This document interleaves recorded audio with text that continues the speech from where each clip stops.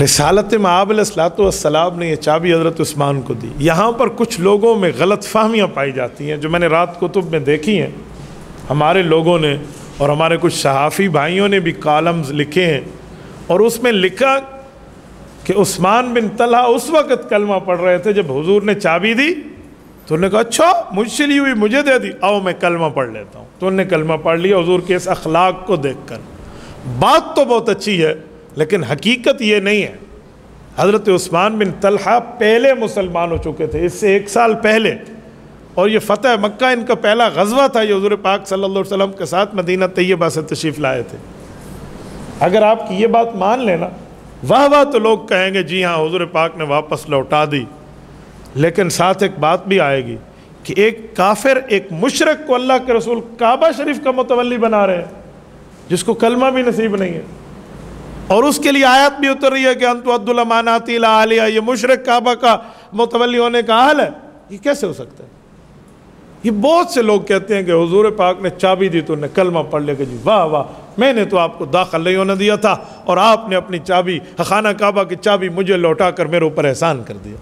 حافظ ابن حجر اسقلانی رحمہ اللہ علیہ صحابہ میں اس واقعے کی تردید فرماتے ہیں یوں نہیں ہے، یوں ہے کہ یہ 1 سال پہلے حضرت خالد بن ولید اور حضرت عمرو بن عاص کے ساتھ مسلمان ہوئے تھے، اور رب کریم نے ان کو صحابیت کا مقام عطا فرمایا تھا، اور واپس تشریف لائے، خانہ کعبہ کی چابی انہیں اپنی ماں سے لی، اللہ کے رسول نے دوبارہ انہیں لوٹا دی۔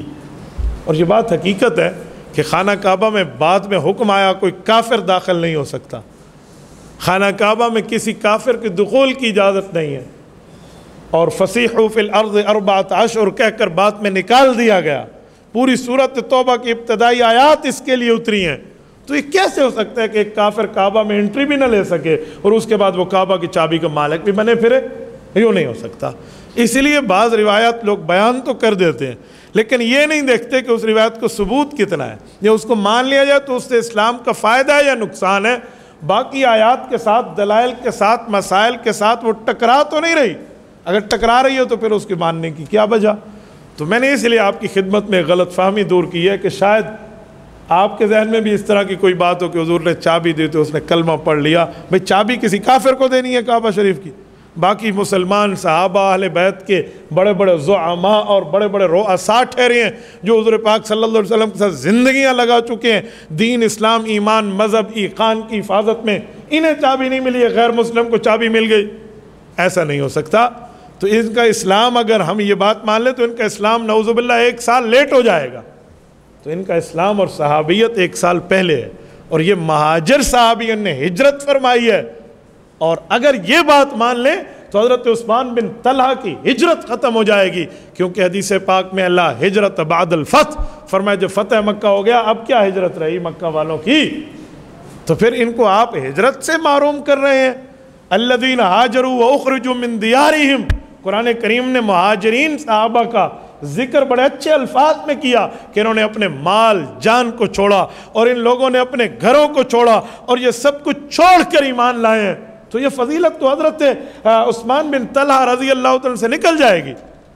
اور قرآن کریم تو والسابقون الاولون من المہاجرین والانصار والذین اتبعوہم باحسان رضی اللہ عنہم کہہ کر مہاجرین اور انصار پر ایک بہت بڑی مناقبت اور منقبت بیان کر رہا ہے اور ان کے مناقب سنا رہا ہے۔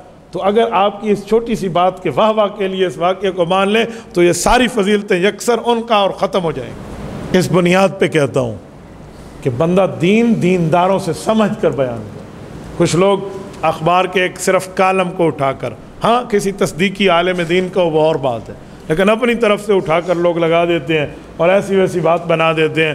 تو دین اسلام میں سچ بولیں، ان الصدق ینجی، سچ بندے کو نجات دیتا ہے۔ دین اسلام میں ایسی بات نہ کریں جو کل بندے کو اس پر صفائیاں دینے پڑے اور آگے بتانا پڑے اور یہ کرنا پڑے اور وہ کرنا پڑے، تو پھر یہ نہ ہو بے تحقیقی بات ہو اور پھر لوگ اس طرح بے تحقیقی بات کا بات میں مذاق بناتے پھریں، تو یہ پھر مذاق ہم پہ نہیں ہوگا، مذہب اور دین پہ ہوگا۔